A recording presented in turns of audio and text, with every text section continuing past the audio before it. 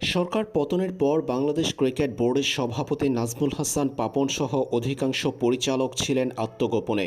Bangladesh cricket বোর্ডে আসা যাওয়া ছিল না কারো। এমন অবস্থায় দেশের ক্রিকেট পরিচালনার জন্য অন্তর্বর্তীকালীন সরকারের যুব ও ক্রীড়া উপদেষ্টা আসিফ মাহমুদের শরণাপন্ন হয়েছে বাংলাদেশ ক্রিকেট বোর্ডে যে পরিচালকরা উপস্থিত ছিলেন তারা। এরপর শেষ পর্যন্ত আগামীকাল বাংলাদেশ ক্রিকেট বোর্ডের নতুন সভাপতি দেখা যেতে পারে। পদত্যাগ করবেন নাজমুল হাসান পাপন। ভিডিও কনফারেন্সের মাধ্যমে বোর্ড মিটিং ডেকেছেন তিনি।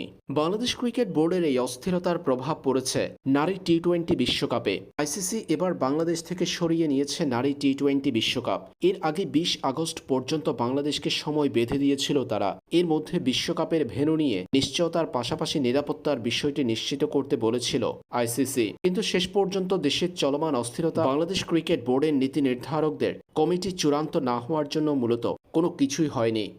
রাজনৈতিক অস্থিরতা আর ক্রিকেট বোর্ডের অস্থিতিশীলতার কারণে নারী টি-20 বিশ্বকাপের আয়োজন ঝুলেছিল অনিশ্চয়তার সুতায়। নানা জল্পনা কল্পনার পর শেষ পর্যন্ত এবার সরে গেল আসরটি।